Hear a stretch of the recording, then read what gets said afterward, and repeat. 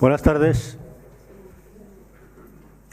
Les doy la bienvenida en nombre del Instituto Gemológico Español como patrocinador de estas conferencias y, por supuesto, en el mío propio. Antes de comenzar, les diré que hoy es la última conferencia de antes de Semana Santa y posteriormente la reanudaremos el día 7 de abril, martes 7 de abril, con una conferencia que ya adelanto, como habrán podido todos ustedes ver en los folletos, el símbolo como elemento de poder, la lechuga, que es aunque el nombre me parece un tanto irreverente, pero bueno, así es como la llaman los colombianos, a esta magnífica custodia de los jesuitas hasta que la compró el Banco Nacional Colombiano, donde se encuentra depositada y ahora expuesta en el Museo del Prado. También, por otra parte, decirles que el Mercadillo de Minas sí se celebrará el día 5, el domingo 5 de abril. Por lo tanto, pueden asistir todos ustedes porque estará abierto. Como en otras ocasiones, recuerdo la conferencia anterior para todos aquellos que no hayan podido asistir y que quisieran verla por YouTube en su momento. No sé si estará colgada ya, todavía no está colgada, pero en fin, podrían verla si tuvieran interés por ello. Se trataba de curiosidades del mercado de gemas de lo que habló doña Elisa Generoso Gutiérrez. Y hoy hablamos de un tema que no me atrevo a llamarlo más serio, pero evidentemente de otro tipo, como es la colección de joyería contemporánea de Helen Williams Dratt English. Nos lo va a impartir doña Carmen Nogales Romeo. Es una colección de joyería contemporánea que está donada al Museo de Bellas Artes de Houston. Doña Carmen Nogales, que ya es una veterana conferenciante de esta casa, tiene como formación académica licenciada en Geografía e Historia por la Universidad Complutense, una formación específica en Gemología en el Instituto Gemológico Español, una formación evidentemente complementaria en el Instituto Superior de Arte, con Mercado Negro, falsificación, expolio de patrimonio, estudios superior también en el Instituto Superior de Arte, estudio y catalogación de obras de arte, etcétera. Tiene experiencia en conferencias que ha impartido en esta casa, como conferencias sobre joyas con arte, otras sobre diseñadoras de joyas con nombre propio. Ha impartido conferencias también en el Museo del Traje, en Iberjoya, en IFEMA y en el Instituto Gemológico en el 25 de febrero de 2014, la conferencia Paul Flateau, 100 años de joyería americana. Tiene otras muchas cosas, pero que para ahorrar tiempo y que podamos disfrutar con su conferencia, pues no voy a decirles todas. Entonces, sin más, podemos entrar ya de lleno en la conferencia, que espero que sea del agrado de todos ustedes. Cuando quieras, Carmen. Bueno, muchas gracias una vez más al Instituto Gemológico Español por haberme invitado a participar en estas conferencias y, sobre todo, muchas gracias a José María por su presentación. Bueno, pues hoy vamos a ver una colección de joyería que creo que es de las más importantes del mundo, no solo de Estados Unidos, sino también del mundo. Luego vamos a ver por qué. En principio, pues por el número de artistas, el número de piezas que tiene esta colección. Sin embargo, antes de adentrarnos en lo que es la colección, a mí me gustaría ver un poco, brevemente, una introducción sobre lo que es el coleccionismo y lo que supone ser coleccionista. La colección, bueno, el museo se abre en 1990, la colección está aquí desde el año 2002. Fue adquirida por el museo. El museo no solo tiene esta colección de joyería, sino que tiene muchísimas más de arte, de fotografía, de cerámicas. Es decir, los museos americanos funcionan de forma muy diferente a cómo funcionan aquí en España. La mayoría de ellos están dotados de colecciones privadas que, como digo, o han sido adquiridas por el museo o han sido donados por los coleccionistas. La mentalidad es otra, el mundo del arte también es otro muy distinto allí, como luego explicaremos un poquito. Y ahora vamos a ver un poco cómo surge el coleccionismo que, bueno, desde la edad más primitiva del hombre, pues siempre le ha gustado rodearse de cosas bellas. Encontramos en los yacimientos funerarios, tanto griegos, romanos, egipcios, pues montones de ajuares donde se ha podido ver toda serie de objetos realizados en los mejores materiales gemológicos. Sin embargo, pues para no hacerlo muy largo, porque esto daría para otra conferencia, el coleccionismo más reciente, tal un poco como lo vamos a entender ahora, es este que surge a mediados del siglo XVI, XVII, en donde se hacían estos gabinetes de curiosidades. En principio eran estos armarios donde se traían de los países más exóticos pues fósiles, minerales de todo tipo, plantas, todo lo más exótico, lo que pudiera llamar la atención del visitante.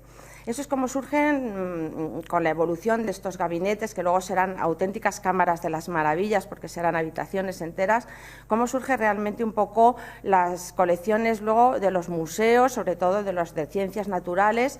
Alrededor de estas cámaras de curiosidades o gabinetes también había pues unas bibliotecas, es decir, que luego también se hacía una investigación y, como digo, los posteriores museos pues van a salir también de estas cámaras, que luego también serán de arte, como estamos viendo aquí, donde pues ya vemos cuadros, vemos esculturas, serán un poco el germen de las colecciones de los museos, sobre todo el coleccionismo privado que estamos hablando en Estados Unidos, es donde más va a haber este tipo de donantes, ¿no?, de coleccionistas donantes.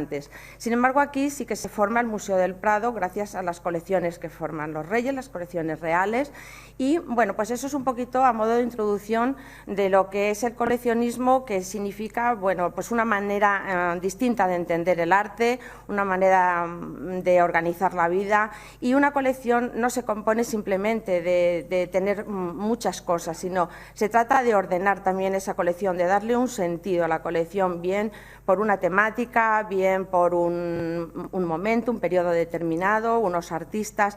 Eso es lo que da sentido a una colección. Hablando de coleccionismo en general, coleccionar no es fácil, no es barato, sobre todo no es barato, y sobre todo el coleccionismo aquí en España está pues, muy debajo de cómo está en otros países, ¿no? Sobre todo el coleccionismo, me refiero de arte en general, ¿no? Porque, bueno, pues como digo, es caro, las piezas son caras, luego el mantenimiento también requiere unos cuidados. Si tenemos una colección de cuadros, pues necesita unas condiciones de iluminación especiales, de ambiente, de conservación, porque claro, coleccionar no solo es adquirir unas piezas para tu satisfacción, sino que el verdadero coleccionista es el que conserva las piezas, mantiene las piezas para que coleccionistas futuros puedan disfrutarlos, y sobre todo para que esas colecciones, sobre todo, pues puedan llegar a buen puerto, que en este caso sería un museo. Si nos centramos un poco en lo que es el coleccionismo de joyas, que es lo que vamos a ver hoy, bueno, pues lo que encontramos en nuestros museos es esto, es decir, no hay un coleccionismo como vamos a ver ahora en la coleccionista que vamos a estudiar, y en la colección tenemos joyas, sobre todo, pues bueno, que han sido muy estudiadas ya por los especialistas, pero sin embargo son joyas pues un poco, como estamos viendo, pues tradicionales, de joyería popular, joyería religiosa, joyería un poco pues de siglos pasados, ¿no? Actualmente no se están haciendo adquisiciones porque no hay dinero, y sobre todo porque la joyería contemporánea pues realmente todavía parece que no interesa demasiado. Sin embargo, los países anglosajones tienen otro concepto y cuidan mucho más todo esto, ¿no? También nosotros, quizá el fallo también ha sido que España no ha tenido una revolución industrial fuerte, con una burguesía como la que puede tener Estados Unidos, muy ligada al tema del arte, al tema de los negocios, una burguesía de negocios que sobre todo también está muy metida en lo que es el arte, porque para ellos pues donar una colección es un prestigio. Aparte que tienen unas fiscalidades muy diferentes. La ley de mecenazgo que tenemos nosotros pues no se asemeja para nada a lo que tienen ellos, con lo cual también eso favorece que haya colecciones como las que vamos a ver.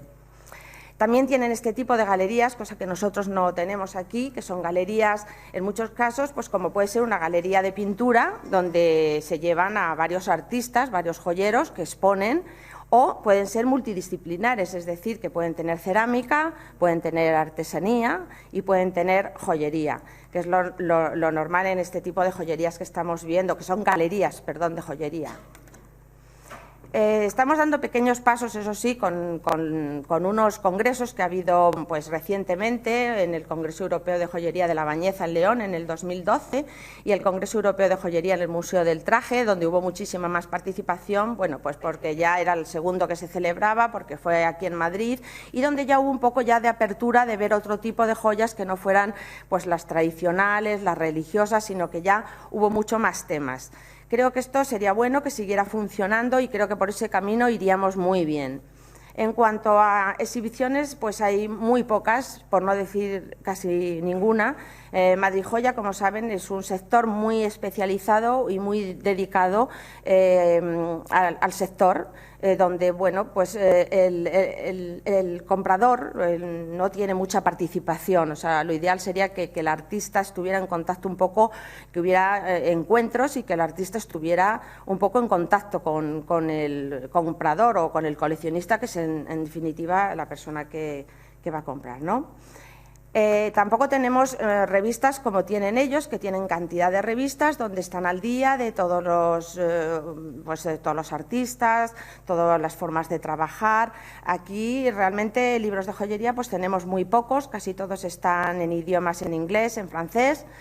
Si tenemos la suerte de que hay una exposición como la que hubo de Cartier, pues a lo mejor sí tenemos ese catálogo en español, pero si no, realmente ir a buscar un libro de joyería casi es misión imposible. Hay que ir a librerías muy especializadas y los tienen muy poquitos. Entonces creo que también sería importante por ese camino pues que se tomara un poco en cuenta este tema, ¿no? Si vamos a las subastas, pues lo que nos encontramos también es esto, una joyería clásica, convencional, donde realmente bueno, pues son pues, lo que hay en el mercado exactamente. No salen piezas como las que vamos a ver ahora, porque no se puede demandar lo que no se ofrece, ¿no? Con lo cual, pues esto es lo típico, las sortijas Chevalier, las perlas, los diamantes, etcétera, etcétera.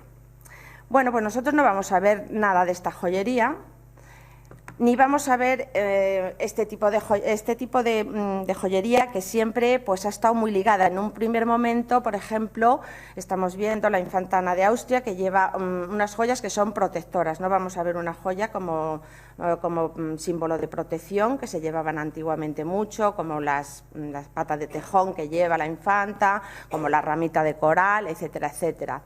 La joyería también ha tenido otra simbología, otras características, como por ejemplo en los yacimientos arqueológicos, estamos viendo el Tesoro del Carambolo, pues nos han dado información sobre lo que ese yacimiento, sobre lo que la gente que vivía en ese momento, pues cómo podía vivir o cómo podía vestir, o sea, nos aporta mucha información, ¿no? Pues tampoco vamos a ver ese tipo de joyería. Tampoco vamos a ver una joyería como lleva el Marajá de Patiala, con el collar este fantástico de Cartier, que es un símbolo de poder, un signo de dignidad, que es lo que muchas veces está asociado a la joya también, ¿no? También la joya está asociada a la moda, entonces es un valor social, también cultural, y bueno, también es eso un poco lo que representa llevar una joya, sobre todo si es de algún joyero famoso, ¿no?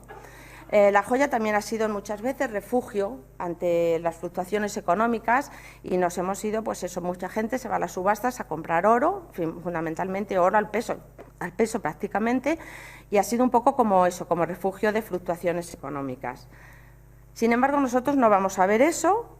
Tampoco vamos a ver este collar, que es un collar fantástico de Cartier, el collar Draperie, que fue realizado para la duquesa de Windsor, tiene todo lo que puede tener una joya, los mejores materiales gemológicos, una firma de prestigio detrás, una historia, que es muy importante que la joya tenga una historia. Nosotros lo que vamos a ver es esto, otro tipo de joya, que luego explicaremos cómo y por qué surge y cuál es la intención del artista. Entonces, una vez centrados ya en lo que vamos a ver a nuestra coleccionista, que es Helen Williams Dratt Inglis. Ella, además de coleccionista, ha sido galerista, ha sido comisaria de exposiciones, conferenciante, ha sido una mujer que se ha implicado muchísimo en todo lo que era la vida de la artesanía en general de su país. Empezó a coleccionar joya en los años 50 y será una persona que lo que va a hacer es implicarse muchísimo, sobre todo en los artistas de su tiempo, los artistas que están viviendo en su generación, que es lo que le interesa, ver cómo trabajan, interactuar ella con esas piezas de joyería que ella irá adquiriendo. También estuvo como miembro fundador del Consejo de Artesanos Profesionales de Filadelfia durante varios años y, como digo, apoyó muchísimo a estos artistas. También abrió su galería, una galería multidisciplinar, porque no solo tenía joyería, también tenía piezas de cerámica, de artesanía, o sea, de textiles, de textil popular de allí, y presentó a estos joyeros. Algunos de ellos se iniciaron en la galería esta suya. Como digo, la función del coleccionista es una función muy especial porque, bueno, está el artista, por supuesto, por medio tenemos a los galeristas, a los marchantes, a toda esa persona que ayuda a que el artista pueda ser exhibido y pueda ser conocido. Pero en el último eslabón está el comprador. El comprador puede ser puntual, está bien, pero si encima es coleccionista, pues mucho mejor porque comprará más. Entonces, quiero decir que a veces la labor de un coleccionista es muy importante. Estoy acordando un caso de Peggy Guggenheim, la millonaria y filántropa y coleccionista de arte, que fue la que pues, llevó a lo más alto a Jackson Pollock, que en ese momento no era nadie, el pintor Jackson Pollock. Fue ella la que la alzó a la fama. Y, como digo, interactúa mucho con el artista y, sobre todo, lo que hace también una buena coleccionista es documentar su colección. Por eso tenemos aquí dos libros que salieron debido a las exposiciones que también ella ha estado haciendo, que son La joyería de nuestro tiempo y El ornamento como arte. Son los dos libros que no contienen la colección completa porque, como digo, son unas 800 piezas lo que tiene esta colección, entre pinturas, dibujos, pequeñas esculturas relacionadas con la joyería, pero, como vemos, ahí podemos, a través de estos libros, pues un poquito saber pues cómo adquirió las piezas, qué artistas están en la colección, cómo trabajan, etcétera, etcétera. Esa sería un poco la labor y, sobre todo, la importancia que tiene también esta colección, como digo, es que ha llegado a buen puerto. Me da igual si ha sido comprada por el museo, si ha sido donada. La cosa es que está en un museo que puede ser visitada, conocida por muchísima gente, ¿no? Y que quedará ahí para generaciones futuras. Y esto lo digo porque no todas las colecciones acaban así. Muchos coleccionistas han desarrollado un gran esfuerzo, han dedicado tiempo, dinero a su colección, para al final, a su muerte, pues a lo mejor la colección pues deshacerse, porque pues los herederos no les ha interesado y, por ejemplo, el marqués de Salamanca, que se arruinó varias veces, tuvo que vender su colección tanto de esculturas, de arqueología, como de pintura fuera de España, en París. Entonces, muchas piezas, algunas han sido otra vez recuperadas por coleccionistas privados, pero otras muchas se han perdido. Por lo tanto, esta colección es importante por eso, porque se encuentra en el museo desde el año 2002. Dicho esto, vamos a ir viendo un poco, esta es la primera exposición que hace ella, es en este Museo de Artes Decorativas de Montreal, en 1984. Ha ido recorriendo distintas ciudades de Filadelfia, en Cleveland, y incluso por Alemania, y por ahí ha hecho un recorrido bastante importante antes de ingresar en el museo en el 2002. Luego estuvo unos años ahí sin exhibirse, se siguieron adquiriendo piezas. Y otra cosa que sí quiero puntualizar es que no todas las piezas han sido adquiridas por ellas. También esto es una particularidad del coleccionismo americano, ¿no? Que ella tiene su colección y dentro de esa colección hay donaciones privadas también que ingresan en esa misma colección, o fundaciones. Muchas piezas son de una fundación en concreto y se han unido esas piezas de joyería a su colección. Veremos también, luego lo diré un poco, cuáles son las del museo, porque también he puesto otras que están en otros museos, en colecciones privadas, porque a lo mejor la foto no era suficientemente clara. Bueno, hablando en general de la colección, porque sería muy exhaustivo ver todos los artistas, imposible, simplemente decir que tiene 175 artistas, sobre todo van a ser americanos y alemanes el grueso de la colección, no solo por el número de artistas, sino por el número de piezas que integran la colección. También habrá algún japonés, algún australiano, es decir, fundamentalmente son europeos, como digo, y americanos. Dentro de un poco las tipologías, bueno, fundamentalmente los broches. Los broches son donde el artista más puede volcar su expresividad, volcar todo lo que desea plasmar en estas piezas, que estos artistas que surgen sobre todo en los años 60, 70, tanto en Estados Unidos como en Europa, fundamentalmente en Alemania, son artistas que van a experimentar con los nuevos métodos que se están trabajando en la joyería y sobre todo están experimentando mucho con los materiales. Digo esto porque sobre todo la colección es muy rica en materiales. El oro va a pasar a un segundísimo plano y donde vamos a ver muchos van a ser acrílicos, coral, bronce, objetos encontrados. Es decir, la colección es muy rica sobre todo en la diversidad que tiene de la forma de trabajar el artista, que para ellos son artistas que se van a apartar un poco de la joyería tradicional y van a estar más bien un poco asociándose o queriéndose asociar con el momento artístico de esos años, bien sea el surrealismo, el arte pop, el expresionismo, van a estar un poco por ahí, ¿no? No les interesa hacer una pieza cara, ellos lo que tratan es se consideran artistas, de hecho, bueno, todos tienen carrera de bellas artes, de joyería, de trabajo con los metales y a su vez van a ser profesores muchos de ellos. Y como digo, lo que les interesa es expresar un poco su arte a través de estas piezas. Estamos viendo diferentes tipos de broches en este caso y sobre todo los materiales, que es lo más fundamental de esta colección.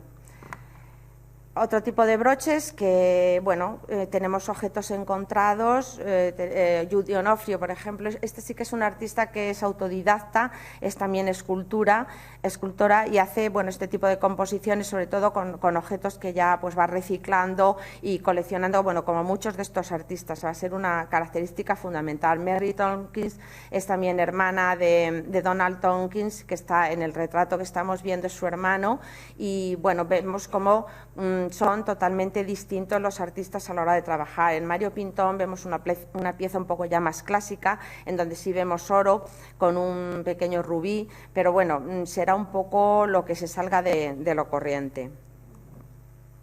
Esto es Donald Paul Tompkins, que es otro artista que una vez que ha trabajado, ya se ha formado, se irá luego también para hacer una ampliación de sus estudios a la Universidad de Siracusa en Nueva York y va a hacer esta serie de placas conmemorativas a artistas del mundo del pop de los años 60. En este caso es una placa dedicada a Janis Joplin, la cantante, y luego tiene otra también al artista plástico Jackson Pollock, y bueno, está realizada en plata sterling, lleva una perla cultivada. Fred Boel, pues vemos un poco fotografía, que también van a usar mucho este tipo de joyería, cristal, botellas, o sea, pintura, como vemos un poco de todo. Es una joyería, pues como digo, que se sale de los cánones tradicionales y de lo que estamos acostumbrados a ver. Esta es Bessie King, que hace este broche que es muy ligado a la cultura pop de Superman, también realizado en plata sterling, en papel. Como vemos, son piezas súper sencillas, pero que lo que aquí estamos viendo, lo que prima aquí, por ejemplo, es el diseño, es tener la idea, ser original en este caso, ¿no? Estamos viendo una especie de... Esto habría que compararlo como cuando has visto un cuadro de Murillo y ves luego pues un cuadro de Jackson Pollock, pues la similitud es la misma. Esto es como si estuviéramos viendo un cuadro de Jackson Pollock, ¿no? Que dices, bueno, pues a veces no entiendo nada, pero todo esto tiene su explicación, ellos tienen mucha simbología detrás de todas estas piezas que parecen tan simples y tan, bueno, tan infantiles a veces, ¿no? Sería extensísimo hacer una dedicatoria de cada uno de ellos y bueno, pues iremos viendo un poquito algunos. Otras piezas que son también muy importantes de la colección son los collares, que estamos viendo también en distintos materiales, distintos artistas también trabajando en seda pintada, pues súper sencillo, unas tiras de seda pintada, el de arriba en madera simplemente, unos tacos de madera. Ken Corey, que ya ha fallecido, es un artista muy iconoclasta, muy revolucionario en su tiempo. Es un collar, como dice la propia coleccionista, que no te lo puedes poner, claro, porque es muy delicado, está todo hecho de bombillas y bueno, pues hay veces que son piezas pues como de colección, para tener, como si tuvieras una escultura, más que una joya para ponerte. Este es un collar de Joyce C. Scott, que es una artista que está bueno, muy influenciada sobre todo por la cultura afroamericana, por la cultura también nativa americana. Ella sobre todo trabaja lo que son las cuentas, los abalorios realmente. Va cosido todo con punto peyote, que es un punto tradicional de la cultura nativa. No lleva sujeción por detrás el collar, todo se lo trabaja ella a mano y bueno, siempre también es un poco surrealista en sus propuestas. Este es de la colección de Helen Williams, sin embargo todo lo que ponga así en rojo y bueno, estamos viendo también en el Smithsonian, pues bueno, para que vean que tienen otras piezas en museos muy importantes también de Estados Unidos. El Smithsonian se ha quedado con muchas piezas de estos artistas y como digo, pues suele trabajar sobre todo con abalorios. Los brazaletes también son muy dispares en las propuestas, más minimalistas, otros más, bueno, más elaborados, como el de Peter Blockett. Tenemos también la parte de arriba hecho con abalón, son como conchas. Emmy van Leersum, que va a ser la mujer de Gijs Bakker, que es un artista alemán, que trabajarán juntos con un estudio de diseño que crean al principio, luego ella ya ha fallecido. Bueno, es mucho más minimalista, ¿no?, en sus propuestas. Vemos uno hecho a veces como de cartón, bueno, pues como digo, también son piezas importantes, aunque hay menos cantidad. Los anillos son lo más curioso de la colección, hay muy poquitos, pero los que hay son realmente rotundos, se salen totalmente de lo normal, son muy como este que está hecho en acrílico y pintura y plata. Se va a trabajar mucho con acrílicos y pinturas. Este otro está hecho con carburo de silicio, que es bueno, aquí no tiene ese brillo ni nada, ¿no? Lo he puesto un poco para que vean y que es, bueno, hay mucha gente aquí que entiende, ¿no? Pero para los que no saben, pues es tan duro casi como el diamante, estaría entre 9, 9,5 en la escala de Mohs, o sea que es un material bastante duro. Y es lo que hace Bernard Sauvinger en este anillo, poner el carborundum, ¿no? No se aprecia la plata ni el oro, pero va con cobre, plata, oro. Y luego tendrá otras propuestas que luego veremos, que va a trabajar sobre todo mucho también el cristal y en cosas recicladas.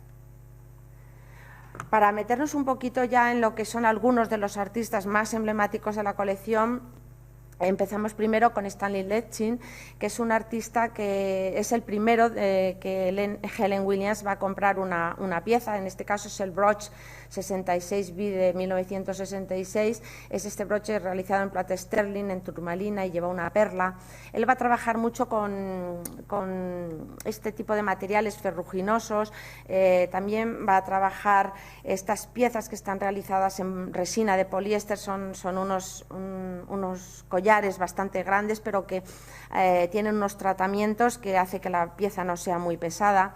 Él estuvo también muy implicado en una sociedad que se creó, que era la Sociedad de Orfebres de América del Norte, que se creó en 1969 y que estaba, pues en ella estaban metidos tanto artistas independientes, estaban estudiantes, había comisarios, coleccionistas, es decir, todo el mundo que participaba dentro de este tema de la joyería. y tenían como misión editar sobre todo la revista esta Metalsmith, que todavía sigue existiendo.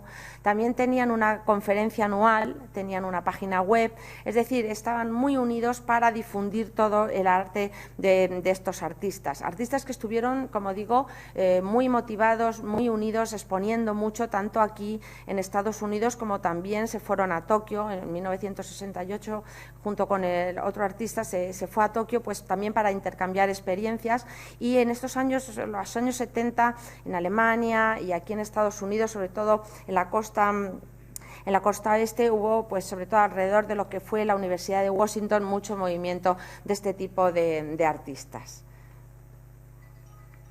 Este es el otro artista que también, junto con Stanley Leitzing, también participó en lo que fue la sociedad esta de orfebres. Tenemos estas propuestas que él hace en plata dorada con perlas, y luego también pues va a tener estas otras joyas, como vemos en el Museo de Arte de Filadelfia. Nos está recordando mucho artistas que ya vimos, diseñadoras de joyas con nombre propio. Me estoy acordando de Margaret de Pata o Margaret Craver, que tenían estas propuestas en plata con estas piedras semipreciosas.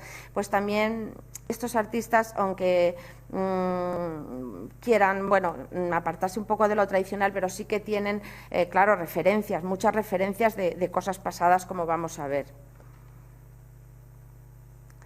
Albert Paley es un artista que va a viajar, después de completar sus estudios en Estados Unidos, va a viajar a Europa, viene a Europa a formarse, hizo su tesis doctoral, el tema suyo fueron los broches, y va a estudiar todo lo que es la cultura etrusca, la cultura romana, y se va a inspirar en los broches fíbula, que los broches fíbula eran unos broches que se usaban antiguamente, bueno, antes de la Edad Media. Sí, yo creo que de la Edad Media, que es cuando, como todavía no había botones, era una especie de pincho alargado que traspasaba las telas, y es lo que se ponía como una especie de imperdible, ¿no? Pues esos son un poco las broches fíbulas, que luego ya evolucionaron y se han hecho como en forma de águilas, con formas, con joyas, con materiales gemológicos maravillosos. Bueno, esto es una reinterpretación que hace él. También es muy enamorado de la joyería esta modernista, nos recuerda un poco vagamente a una libélula de estas que podíamos ver en la joyería modernista.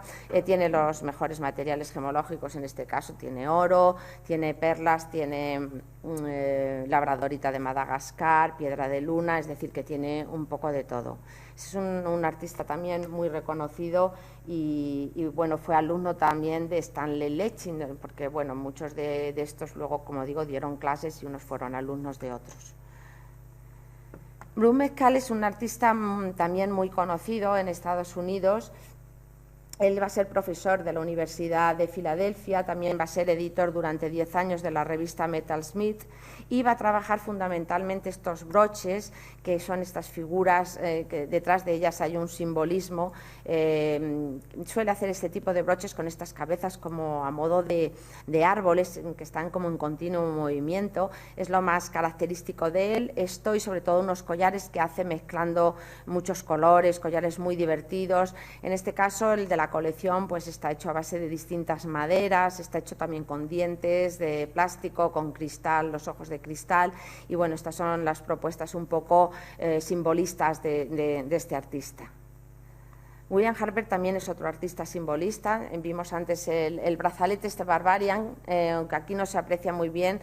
Las fotos que están en negro son las piezas realmente del museo, las otras que están enmarcadas en rojo son para que aprecien un poco cómo da el esmalte Cloisonné, que fue un especialista en estos esmaltes y es lo que va a utilizar mucho en estas piezas. También le gustaba mucho la antropología y de hecho se va a inspirar, como vemos, tiene el escarabajo en algunos de los broches estos, en la cultura egipcia, en los tótenes también de las culturas africanas, y bueno, hay otros broches que no he traído, pero que también son realmente pues muy divertidos, pero a la vez con mucho mensaje. Tenemos estas piezas que también tiene el Museo de Arte de Filadelfia, porque, como digo, muchos de estos artistas tienen piezas en el Smithsonian, en el Museo de Filadelfia, en Canadá tienen también en algún museo de Canadá, también en Alemania tienen también algunos de ellos piezas, es decir, que son unos artistas muy reconocidos internacionalmente. Vemos aquí cómo trata todo lo que es el esmalte, es de los pocos de esta colección que va a tratar este tema. Bueno, estas son dos artistas, estas piezas son las piezas del museo, que realmente no se aprecian con detalle todo el mundo que recrean en estos pequeños, porque son como pequeños, luego veremos teatrillos, en donde, bueno, empezaron haciendo cerámica y se conocieron con este tema y tenían que comprar un horno cerámico y al no tener dinero decidieron hacer joyas y desde entonces, desde mediados de los 80 están juntas y trabajan juntas y esto es lo que hacen. Aquí se ve mejor, ¿no? Son piezas de colecciones privadas y, como digo, son pues unas, se inspiran mucho porque son muy admiradoras de Fabergé, de los huevos de Fabergé, con todo ese cuidado que estaban tratados, todas las piezas pequeñas que llevan esos huevos de Fabergé, pues ellas intentan recrear a su manera, a su mundo onírico y fantástico en esta especie de teatrillos tridimensionales y un poco pues siguiendo esos pasos que había hecho el maestro Fabergé. Melanie Wilenker, sin embargo, va a recurrir un poco a la joyería victoriana en este chatelén que estamos viendo, que trabaja con distintos materiales. Vemos un lápiz, hay hasta teclas de piano, pues que está hecho muchos materiales, es con el marfil de láminas de piano. Y bueno, el chatelén es esta pieza central que tiene cadenas y que llevaban las damas, sobre todo en la época victoriana, luego lo veremos cómo lo llevaban, se colgaban de la cintura y era todo lo que necesitaba una dama llevar, como pues pomas de olor o llevaban perfumes, llevaban lápices de labios, en fin, lo que les apetecía, ¿no? Ella, sobre todo, además también tiene la reminiscencia esta de la joyería victoriana a través del pelo que ella pone en estas piezas, es pelo natural suyo, porque dice que para ella el pelo es testimonio de un recuerdo, ¿no? Y mete pelo en estas, estas no son del museo, estas otras piezas, porque solo tiene me parece que solo tenía esta pieza del chatelén en el museo, pero para que vean otros trabajos suyos, son escenas, lo que hace mucho en las sortijas, en los broches, de escenas cotidianas, pues bañándose, peinándose, cocinando, sobre todo pues lo dibuja sobre estas planchas de resina donde da todos los pigmentos, luego pone el pelo, luego lleva una especie de cuarzo ahumado y luego todo lo de alrededor es de oro. Y es sobre todo un poco lo que ella tiene, muchas obras también en colecciones privadas y en distintos museos. Aquí vemos las damas, estas victorianas, como llevaban los chatelens colgados. Bueno, Nancy Worden es otra de las artistas de esta colección que va a trabajar puntualmente también con James Minson y harán juntos este collar que está, como ven, realizado a base de capuchones de estilográficas, con puntas también ahí de estilográficas, con plástico, con cobre, todo tipo de materiales. Tuvo el Museo de Tacoma, el Museo de Arte de Tacoma, le dedicó una retrospectiva. Ese es el catálogo un poco de la colección esta que se exhibió en el 2009 y ella recurre a provocar, para provocar emociones. A través de sus joyas lo que quiere es provocar emociones y bueno, tiene este collar que es muy divertido, que adquirió el Smithsonian Museo en la Galería Redwood, que lo vamos a ver más claro aquí. Se trata de una reunión familiar, cuenta ella en una entrevista, que salió mal. Su prima llegó un día con un álbum de fotos de su familia y entonces hablando, pues vio que la gente estaba muy sonriente y muy bien en las fotos y dijo la prima, no, sí, ese día fue un desastre. Entonces, a través de esa anécdota, esa pequeña anécdota, ella dice que lo que le provocó es investigar detrás de esas sonrisas qué es lo que había, ¿no? Y bueno, es un collar muy divertido porque pone a todas estas fotos, son fotos vintage, que luego pone los acrílicos, están hechas con acrílico y tal, y los escorpiones en medio, que el escorpión es el signo de la envidia. O sea que también tienen un mensaje, un trasfondo detrás. En esta otra foto, que van a utilizar muchas fotos vintage, pone también esto, el patriarca con una avispa. Le preguntaron también una vez si todo esto de usar tantos bichitos en sus composiciones, si es que tenía alguna fobia a estos animales. Dice que no, que realmente que no. Lo que pasa que le provocaba ponerlo, pues igual que le provocó a René Lally, de cual era ella muy admirador, dice, pues hacer las joyas que hacía tan fantásticas y luego le ponía una serpiente, unas avispas. Pues para ella un poco es ese el motivo de poner estas avispas y estos bichos ahí. Bueno, ya pasando a los artistas alemanes, que va a ser un grupo bastante importante, uno de los más representativos es Gis Baker, que va a trabajar fundamentalmente con PVC, y sobre todo en propuestas muy arriesgadas, como estamos viendo este collar, que es un collar, bueno, es un collar, una especie de babero, una especie, parece un chaleco salvavidas de avión, ¿no? Más que nada.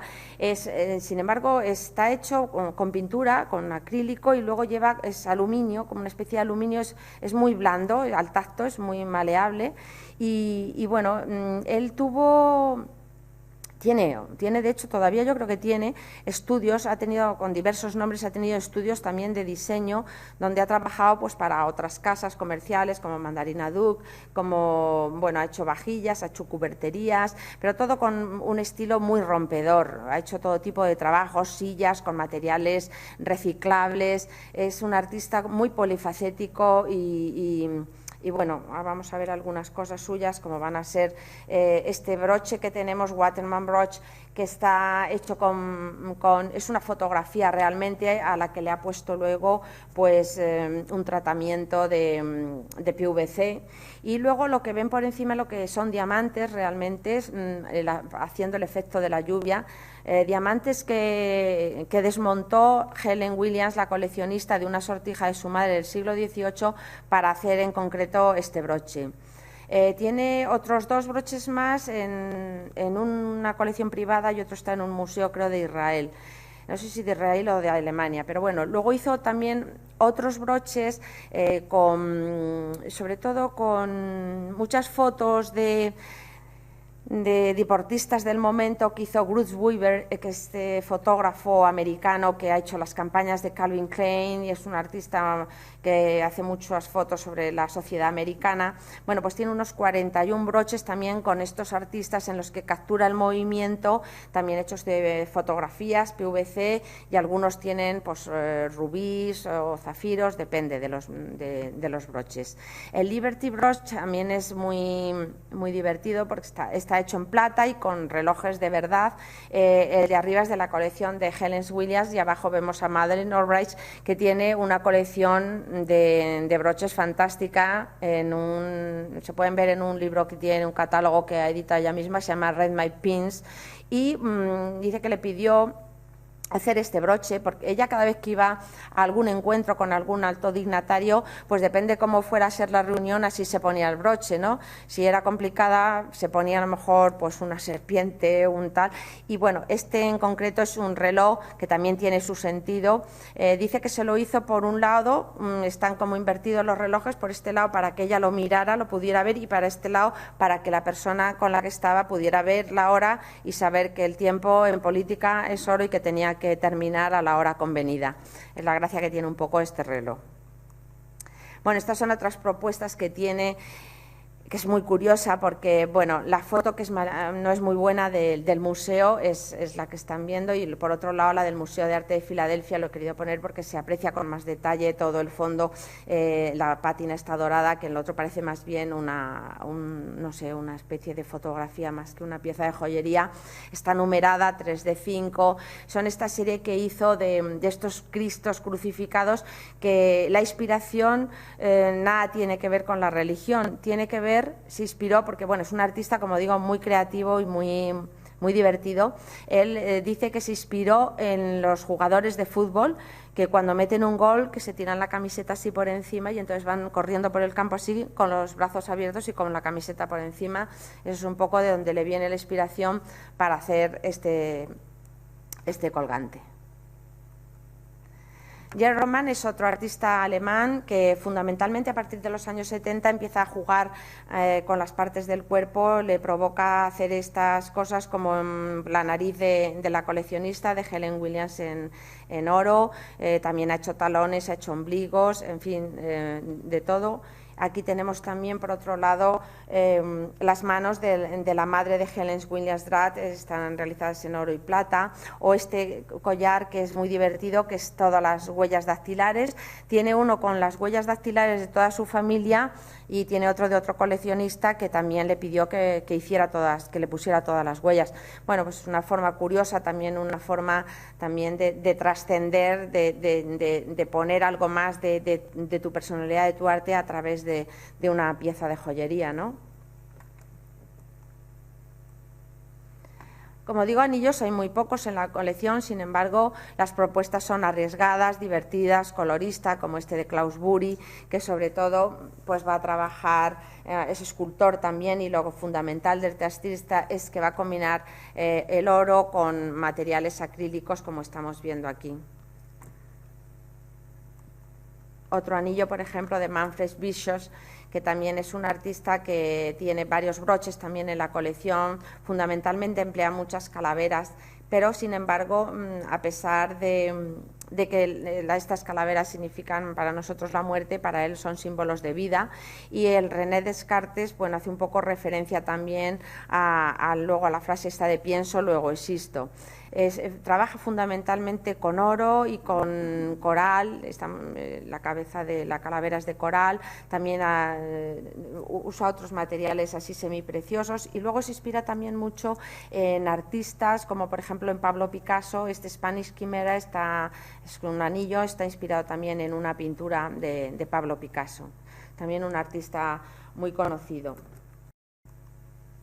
Gers Dobler va a trabajar fundamentalmente con plata oxidada, lo que le permite resaltar sobre todo las amatistas, los citrinos que va a colocar en sus piezas. Estamos viendo aquí a Helen Williams con uno de los collares, porque bueno, a ella le encanta sobre todo lucir todas las... bueno, antes de entregarlo, claro, me imagino al museo todas estas piezas, aparte que tiene más. Mark Falkomar es un artista también alemán que tan pronto te hace pues esta pulsera como muy clásica, con los mejores materiales gemológicos, con oro, porcelana o palos zafiros, rubíes, diamantes, en fin, tiene de todo, como te hace un broche con una caja de sardinas, o sea, una lata de sardinas a la que le pone diamantes, objetos encontrados, oro. Es muy iconoclasta también en todas sus propuestas, en La Bella y la Bestia. Este es un collar también hecho de porcelana, también con una iconografía muy simbolista, ¿no? Como vemos, ninguno se parece, todos son muy diferentes.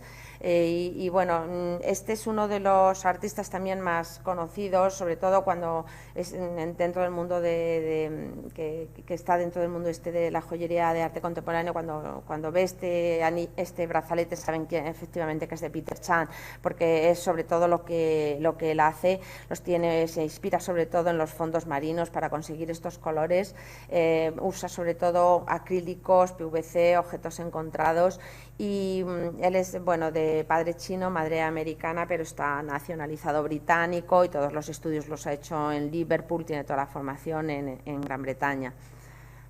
Tiene estos dos brazaletes también en la colección, también muy coloristas. Y este es Bernard Schobinger, que habíamos visto antes el anillo ese, y ahora aquí le vemos trabajando sobre todo un anillo también pues un poco imposible de poner, pero muy colorista, con unos efectos como con zirconium, con malaquita, con oro blanco. Bueno, pues es un anillo también de colección, para no ponértelo mucho. Y luego también trabaja con objetos encontrados, como en este caso este collar hecho con trozos de latas de botellas de Coca-Cola, con cuentas antiguas de cristal, con trozos de cosas de televisión, es decir, que emplea también materiales de distinta índole para hacer esta combinación, un poco mofándose un poco de la joya tradicional al hacer este tipo de pulsera. Es un poco la intención que él tenía al hacer esto. Vemos este artista, que es Tony Vigeland, es noruego, es un poco ya más minimalista, le gusta sobre todo trabajar mucho la plata, porque la plata es más maleable y le permite un poco trabajar de otra manera. Estamos viendo esta especie de brazalete en que parece toda hecha de filamentos, como si fueran brotecitos de soja, y también tiene pues esta pieza de aquí abajo en el Victoria and Albert Museum. Trabaja sobre todo, como digo, la plata y el acero, es un estilo mucho más sobrio, más minimalista. Bueno, en Ramón Puig Cuyàs, en la colección hay dos artistas españoles, Marta Breis, que no he traído ninguna foto porque realmente estas tampoco son muy buenas, pero las que tenía eran malísimas, y bueno, pero que sepan que está en la colección. Y Ramón Puig Cuyàs, que es un artista muy reconocido desde hace muchísimo tiempo. Él se estudió en la Escuela Massana de Barcelona, que es una de las escuelas de joyería, de diseño más punteras que hay en España, y tuvo como maestro a Manel Capdevila. También tuvo mucha influencia para él de Julio González, que fue escultor y fue puntualmente también joyero, y también de Manuel Huguet. Es un artista, como digo, con una proyección internacional importante desde hace muchos años, y bueno, sus propuestas son también usar elementos de este tipo, como van a ser acrílicos, pintura, aceros, plata. Tiene, bueno, pues sobre todo son muy representativos los broches. En este caso, bueno, he traído los que se están exponiendo ahora en Loewe, en Serrano, que el director creativo de Loewe ha querido dar visibilidad a este artista. Como digo, es un artista muy reconocido desde hace mucho tiempo, pero que está bien que se exponga ahora, se vea, se conozca. Ha comprado los 27 broches que hay en la colección, que está muy bien montada, los ha comprado Loewe, y ha hecho las camisetas también de la colección de hombres con las iconografías de estos broches. Y bueno, pues es importante, como digo, que aunque sea una casa de moda, que por lo menos exhiba a estos artistas, ¿no? Sí. Bueno, aquí tenemos los broches que se pueden ver, que son bastante grandes de tamaño. La colección está muy bien montada y va a estar, como digo, hasta el 7 de abril. Luego irá a otras casas en Loewe que hay en Italia. Inauguraron en París con la exhibición también de la colección de moda de hombre, y va a hacer el recorrido hacia Italia. Bueno, Bruno Martizani es un artista, está ya retirado, es muy mayor, tiene 90 años, bueno, y es escultor. También le ha gustado mucho trabajar sobre todo el oro y la piedra, porque son elementos que son perdurables, que son duraderos. También se ha centrado mucho en temas como del cuerpo humano, porque cada parte dice que tiene una expresividad. Por ejemplo, la boca, en otras joyas que ha hecho, dice que significa la avaricia. En los puños, pues la violencia. Bueno, con una simbología también hay detrás de todos estos broches, que él hace sobre todo en oro, porque el oro, como dice, pues admite mejor el paso del tiempo que otros metales, ¿no? Pierre Cavalan estudió toda su carrera en París, pero enseguida se fue a Australia, vive en Sydney, es diseñador, es joyero y también tiene, bueno, estas son las fotos que tiene el museo que he podido conseguir, que no son muy buenas, pero bueno, he traído aquí otras para que podamos ver un poco cómo trabaja. Los artistas que están trabajando en Australia, sobre todo, también interactúan mucho con el medio ambiente y toman los recursos que le ofrece la naturaleza, y en este caso él ha puesto pues estas conchas, tanto en los collares, que son piezas bastante grandes, o en este broche de aquí, sobre todo es eso, trabaja mucho con estos materiales.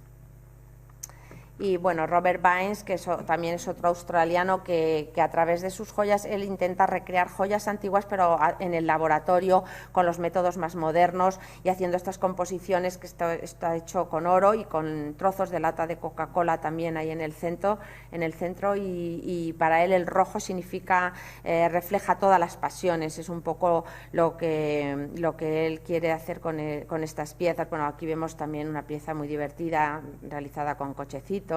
En fin, que esto parece como una sortija más bien del Renacimiento, es decir, que recurren muchas veces también a épocas del pasado para inspirarse y reinterpretar y hacer su iconografía.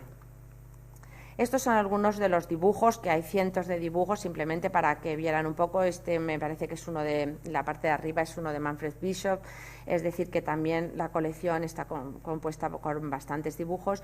Y como siempre me gusta terminar pues con algunas piezas que han salido en subastas. Esta no tengo el precio de salida, pero bueno, es una pieza también de Gis Baker, que bueno, está trabajada, como vemos, también con papel, simplemente también es otra fotografía, como vemos por detrás, perfectamente el papel del periódico. Esta es una pieza que salió en esta casa de subastas, se vendió en $1.645, de Bruce Mescal. Aquí otra también, las estimaciones entre 2.000 euros, quiero decir que son piezas que se cotizan. En Skinner, en Bohans, bueno, este broche, por ejemplo, de Peter Chan se remató en 2.316 euros. O sea que son, como digo, piezas de coleccionistas, piezas que salen muy pocas veces en subastas.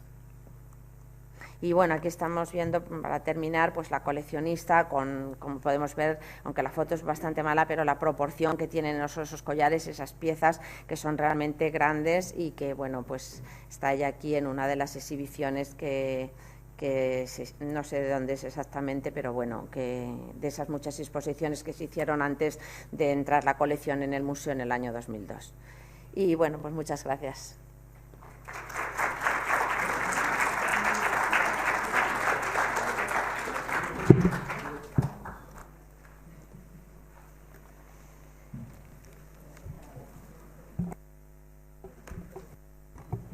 Muchas gracias, Carmen, y enhorabuena por esta magnífica conferencia sobre este repaso exhaustivo sobre las joyas de Helen Williams y toda esta joyería asociada a este tipo de que se sale de lo clásico. Normalmente siempre estamos acostumbrados a lo clásico y nunca está de más, y nos parece que traer estas novedades, para nosotros o para algunos novedades, pues es bastante importante. Así que nuestro agradecimiento, esperando que te has quedado corta, yo lo sé, hay mucho más que decir, y por lo tanto en otra ocasión espero también que estés con nosotros para seguir dándonos esa visión de otro tipo de joyería. Muchas gracias, José María. Muchas gracias, nuevamente un aplauso.